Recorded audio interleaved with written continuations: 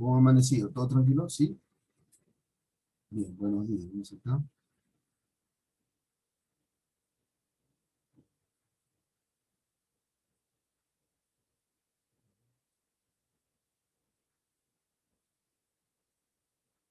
Bien, chicos, buenos días. Vamos a continuar hablando acerca de las monarquías europeas del siglo XVIII, ¿no? Esta vez vamos a enfocarnos en otras dos monarquías muy importantes, ¿no? Yo diría que en el desarrollo de clases que estamos realizando, la clase pasada hemos estado viendo de algunos países. Ahora vamos a centrarnos en otros países. Vamos a irnos un poquito más al oriente, dejando un poquito occidente en pausa para poder continuar. ¿Por qué necesariamente tenemos que ver este panorama de las monarquías? Porque cuando desarrollemos estas dos guerras importantes, que es la guerra de los 30 años y la guerra de los 7 días, vamos a encontrarle relación, ¿no? Cuando, digamos, el monarca tal se enfrentó, no dio por orden al otro monarca tal, entonces vamos a ir encontrando relación, cómo se da todo este desenlace en el siglo XVIII, cómo son las cosas, cómo se está presentando cada una de estas monarquías que son netamente absolutistas, monarquías absolutistas que van a condicionar y van a modelar la Europa que nosotros hoy en día conocemos. Quienes habla el profesor Jesús Narro, tema para tercer año de secundaria de nuestra modesta casa de estudios de Uribe School, queridos estudiantes. Asimismo, vamos a poder corroborar esto en la práctica que vamos a tener el día de hoy también, rapidito nada más, y que va a ser muy importante, ¿sí? Vamos acá. ¿Qué países vamos a ver? ¿No? Hoy día vamos a ver tres países, ¿no? Ya hemos visto uno de ellos, que es Inglaterra, que cerramos nosotros la clase pasada con Inglaterra. Nos faltaría hablar entonces de Austria y nos faltaría hablar de Rusia. Inglaterra ya hemos cerrado, señores, ¿se acuerdan ustedes con esta importante reina que hace y consolida lo que es a Inglaterra como una potencia mundial? Ahora vamos a irnos a esta parte de nuestro plano, de nuestro mapa de Europa. Como les decía, vamos a irnos un poquito más al oriente, ¿no? En este caso. Ese, ese territorio que está manchado, pues ahí de color rojo, que está marcado, que está resaltado, no es nada más y nada menos que Austria, ¿no? Retrocedemos un poquito para ver con qué países limita. Estamos viendo por Italia, estamos viendo Alemania, ojo, miren cómo estamos posicionando este espacio, ¿no? Y ahí vamos a ver, ¿no? En este caso, cómo se presenta Italia, Croacia, ¿no? La República Checa, Alemania, cómo se va presentando el país de Austria como una corona importante y como un reflejo de una corona absolutista. Es importante que vayamos viendo a este país, ¿no? Tomándolo desde un punto de vista que va a ser necesario que nosotros tengamos claro cómo se va a presentar en el marco del siglo XVIII y con las monarquías absolutistas, ¿no? Que están conjuntamente con esta corona en este caso, ¿no? Después de Austria vamos a hablar también de Rusia, pero vamos a enfocarnos acá en Austria. ¿Con quién? Vamos a enfocarnos con el rey Leopoldo. Todo parte para la monarquía que se va a concatenar para el siglo XVIII, parte con el rey Leopoldo. El rey Leopoldo nace en el año 1657 y 1705. Es importante saber quiénes son los reyes que marcan el inicio y con qué reyes están cerrando el siglo XVIII. Eso estamos analizando tanto en Francia, tanto en España, tanto en Inglaterra, ahora nos toca Austria y vamos viendo cómo se va a desarrollar. El rey Leopoldo, ¿no? Conocido como el emperador, hijo de Fernando III, ¿no? Y Austria va a tener muchos lazos fijados con España, con Alemania y con Francia, ¿no? Recuerden ustedes que la corona austríaca es la corona también que define el Congreso de Viena y que va a definir pues esta situación más adelante que va a conllevar a la unificación de estados. Ya vamos a ir desarrollando y viendo cómo se presentan estos desarrollos de la unificación. Y mucho va a tener que ver, recuerden, van a tener que recordar ustedes, ¿no? Acerca del SIR, ¿no? El Sacro Imperio Romano Germánico, cómo se va a condicionar más adelante. No solamente ellos, sino todo lo que trae consigo, pues, los tratados de Verdún, entre otros más, que están a la margen de este territorio austriaco. Vamos viendo cómo se presenta el rey Leopoldo I. Él va a ser nombrado rey de Hungría y de Bohemia, ojo ahí, ojo, rey de Hungría y de Bohemia, pero para el año 1697 nos dice que va a luchar contra los turcos. Recuerden ustedes también que el imperio turco está bien posicionado en los países, en los estados orientales, en la península de Anatolia. No, están cerca. Prácticamente los turcos van a querer también expandir su territorio por España. Pero recuerden ustedes que ya nosotros en la clase pasada hemos visto quién va solidando y marcando distancia con los turcos. Los turcos van a, como se dice, ejercer dominio. Pero este territorio de Hungría ya había sido invadido anteriormente. ¿Se recuerdan ustedes en la segunda oleada de invasiones? ¿No? Los húngaros que se van a alojar en Hungría porque el rey Otón I va a condicionar su expansión de los húngaros. Ya, pues los húngaros inventan la base de Hungría, después los turcos que quieren dominar, pero es el rey Leopoldo que se encarga de prácticamente contrarrestar todas estas invasiones orientales, ¿no? Y va a combatir contra lo que es el asedio de los turcos, ¿no? Más adelante él va a formar un ejército, ¿no? Con Eugenio de Saboya, y van a vencer definitivamente en este territorio de Senta, ¿no? En la parte de Austria. Para el año 1699, por fin, va a asegurar la posesión de algunos territorios. Está Hungría y está Transilvania, ¿no? Territorios que van a pasar a ser netamente austriacos, ¿no? Y en este acuerdo de paz, ¿no? De Karlowitz va a asegurar estas dos posesiones, ¿no? Contra los húngaros en este caso. Estamos viendo que los húngaros o el gran imperio otomano, el imperio turco, va perdiendo poder, que del cual vamos a hablar más adelante también. Y no, importante situación que van a presentar aquel. Este emperador, ¿no? En su periodo o monarca, por así decirlo, en su periodo como tal, ha desarrollado estas acciones. También va a estar involucrado con Luis XIV, recuerden ustedes, para solucionar el problema de la herencia hispánica, ¿no? Ya que va a participar, ¿no? En la guerra de sucesiones de España, o la guerra española, que va a condicionar también este paso. Profesor, otra guerra que se ha mencionado por ahí. Exacto, vamos a ir conociendo cómo se desarrolla. Primero los líderes políticos, los líderes que van a ser muy importantes. Vamos acá a la anterior. Los líderes que van a ser muy importantes para todos, que nos va a ayudar a entender y conocer cómo se presenta la trama para cada corona. Ahora, después de él va a venir Carlos IV, ¿no?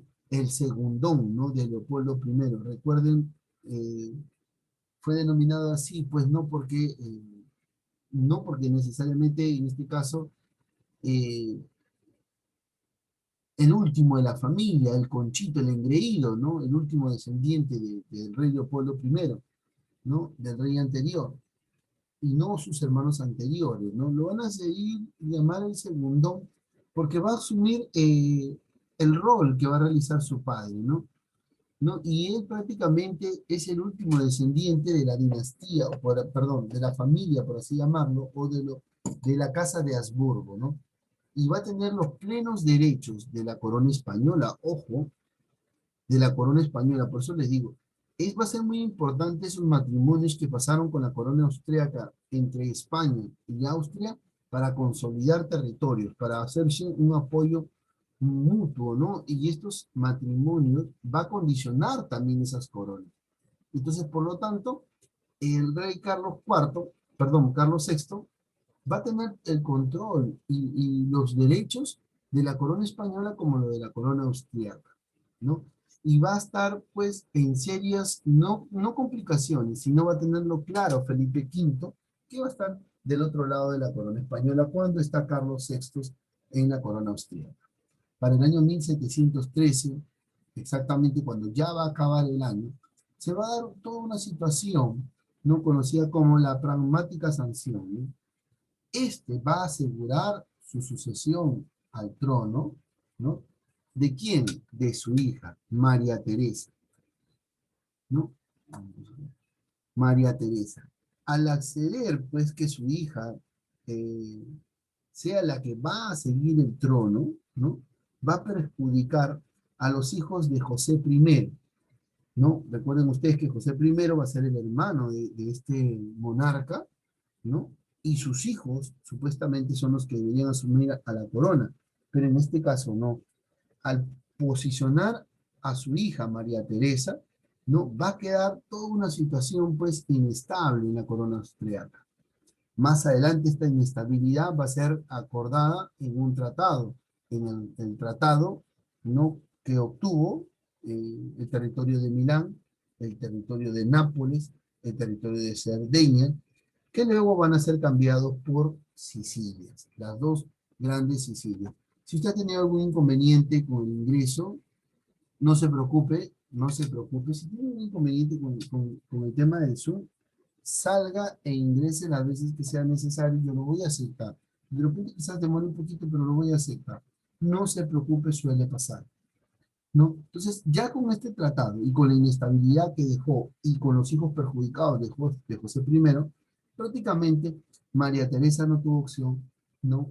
Ya a posicionarse como emperatriz. Tenemos al emperador, el segundón también va a asumir ese rol de emperador en Austria y su hija de él va a asumir también la regencia.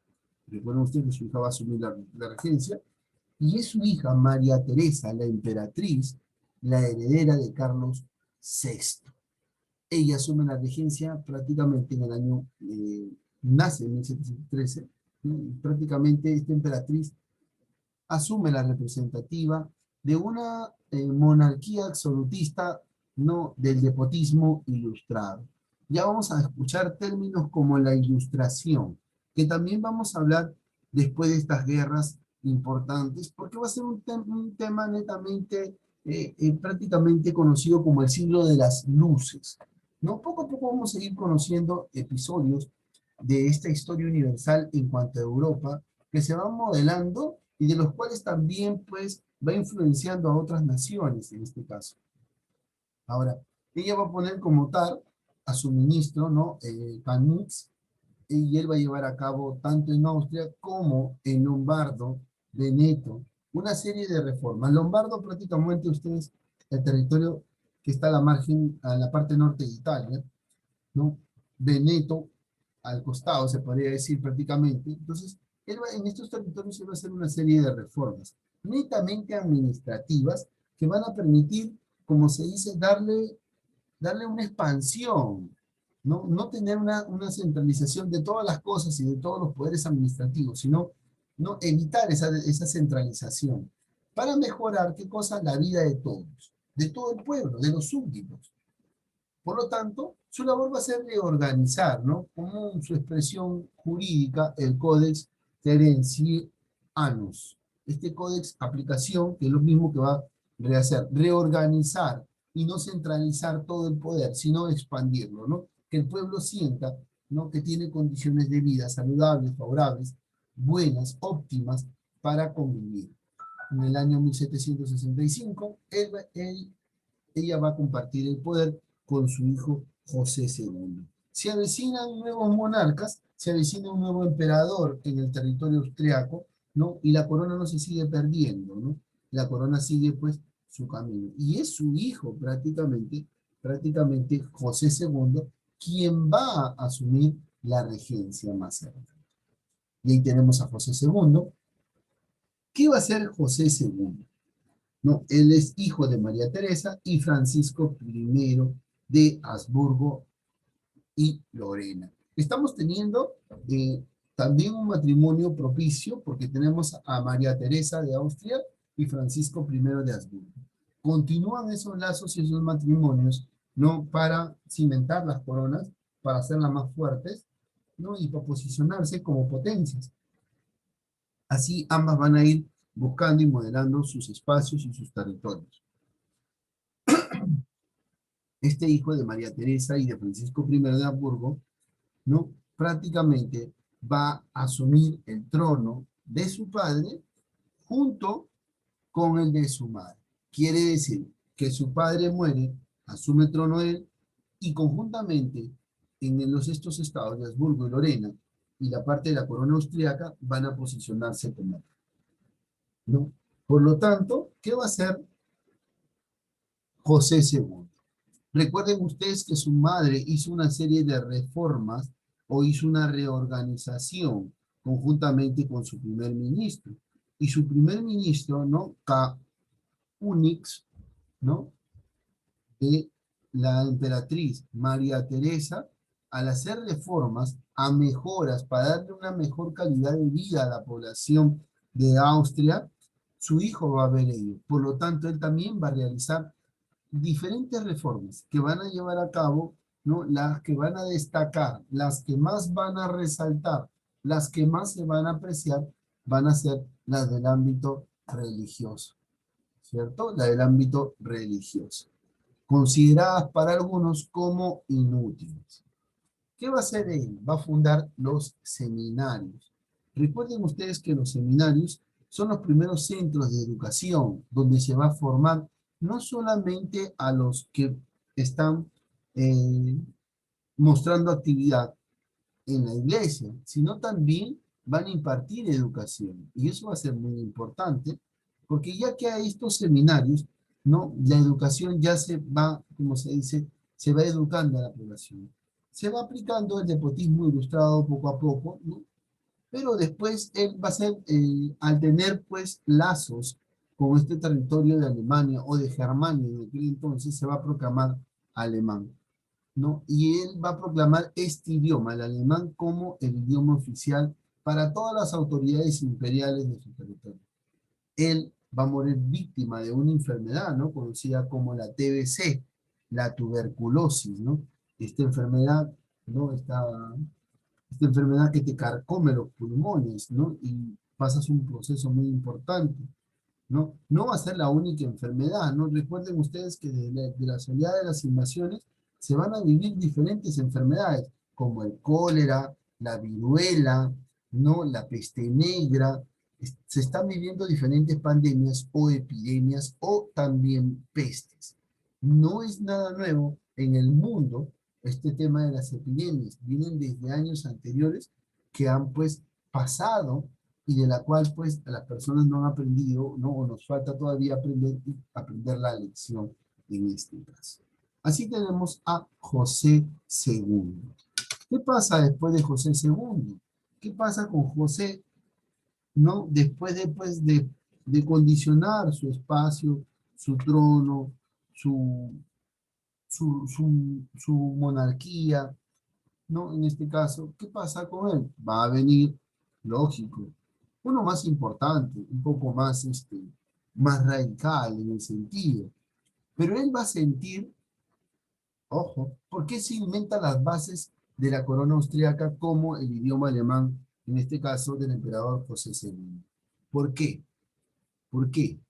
La pregunta va a ser bien concreta. Los lazos en este espacio con el territorio del Cid van a estar bien posicionados. Recuerden que el Cid se va a expandir, conocido como el Sacro Imperio Romano Germánico, cuando los estados germánicos pasan al control de estos territorios. Y más adelante vamos a ver cómo, ¿no?, un descendiente de Napoleón lidia estas batallas y prácticamente condiciona a Francisco II. Él se va a identificar definitivamente con el ideal de una monarquía patriarcal. En este caso, recuerden ustedes que una monarquía patriarcal es la monarquía que tiene las características de mostrarse como si fuese un padre, ¿no? Para que el pueblo lo respete. Va a tener un ideal, que ese va a ser su ideal, la monarquía patriarcal, pero se va a convertir en uno de los más importantes representantes, ojo, uno de los máximos representantes del odio europeo hacia la Revolución Francesa. ¿Por qué? La pregunta usted dirá, ¿por qué va a odiar esto de acá, de esta situación de la Revolución Francesa? ¿No? Y sobre todo, de las acciones que hace Napoleón. ¿No? No estuvo de acuerdo con que la burguesía empezara a tomar poder, ¿no? Recuerden ustedes que él quiere y se va a identificar con esa monarquía patriarcal. No, yo te protejo, no te preocupes, ¿no? Quieres tener a la población condicionada. Muy diferente que pasó en Francia cuando los burgueses empezaron a levantarse y empezaron pues a, como se dice, a exigir sus derechos, ¿no? Y al poder, al levantarse ellos, al reclamar sus derechos, al plasmar una situación, va a condicionar muchísimo, ¿no? Los hechos que pasan en Francia. Así se va a ir dando y desarrollando la trama de la Revolución Francesa. Recuerden ustedes también que la corte de Palacio va a despilfarrar el dinero. Más adelante nosotros vamos a ir analizando cómo se presenta toda esta trama de la Revolución Francesa. ¿Ya cuántos temas tenemos estudiantes? Miren, la guerra de los 30 años, la guerra de los 7 años, más adelante la guerra de sucesiones, la Revolución Francesa. Estamos viendo primero de a pocos cómo son los líderes que se están presentando y quiénes son. Por eso lo digo, es muy importante que cuando yo más adelante les diga la guerra de los 30 años o la guerra de los 7 años, va a ser la guerra en la cual pues el rey Pedro el Grande, y usted me diga, ¿Pedro el Grande era monarca o zar? Creo que era zar, profesor. No, no era monarca. No, no era rey. Absolutista, no. Para eso tenemos la información que le estamos brindando para que usted más adelante pueda hacer ilación a los continentes. Este representante que va a odiar a la Revolución Francesa y no le va a estar de acuerdo con ello, y sobre todo con los determinantes de Napoleón, ¿no? El cual pues lo va a condicionar a él, ¿no? Porque a todo esto se va a sumar que él va a perder el título de emperador del siglo. ¿Quién pierde el título de emperador al sí? Francisco II. Pierde el título, quiere decir que ya no va a tener un control inmenso, ¿no? ¿Por qué? Porque Napoleón lo va a convertir estos espacios, los franceses, en la Confederación del Rin. Y él se va a quedar con el título ya no de Francisco II, ¿no? Sino con Francisco I. Va a defender todos estos principios y lo va a conllevar pues a una situación pues bien marcada para el año 1814. Él va a realizar y convocar el Congreso de Viena. Y esto va a ser pues para solidificar la supremacía de las monarquías que están plasmadas en este espacio, en este tiempo, para 1814, siglo XIX, ¿no? Y el cual va a querer que se defiendan estas reformas y que se le dé el principio de autoridad, a raíz de que él va a perder el título, ¿no? de Francisco II como emperador del siglo. Al perder ello, va a exigir un congreso, el Congreso de Viena, para exigir qué cosa, los principios de autoridad, y para ir contrarrestando aquellos movimientos liberales italianos en el año 1821 y 1831, que prácticamente van a ser los primeros pasos para que se forme la Gran Italia. Estamos conociendo a la Italia no como tal, sino como un conjunto de reinos.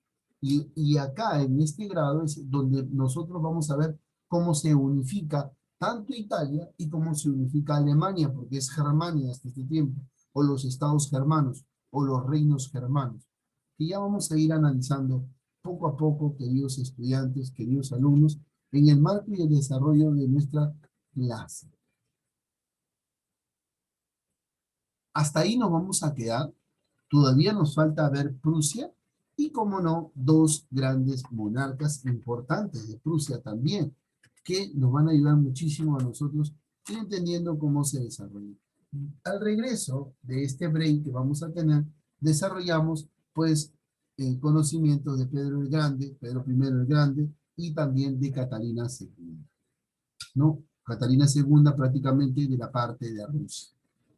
Hemos visto, queridos alumnos, prácticamente por un tema de conocimiento, por un tema de que necesitamos saber quiénes son los monarcas absolutistas y cuáles son las monarquías absolutistas que se están presentando para este tiempo del siglo XVIII y que van a fijar las bases del siglo XIX y que van modelando en la Europa que hoy en día conocemos, que van a pasar y van a enfrentar diferentes situaciones como guerras también, pero va a ser necesario tocarlos y saber para que mañana más tarde, más adelante, cuando escuchemos los nombres de Leopoldo, digamos que él va a ser el primer emperador, en este caso que está posicionándose en el territorio de Hungría.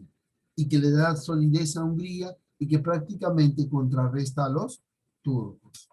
Después él va a dejar el trono al último de sus hijos, al engreído, así como el profesor narra, el engreído, ¿no? El último de los hijos, igualito, Carlos VI.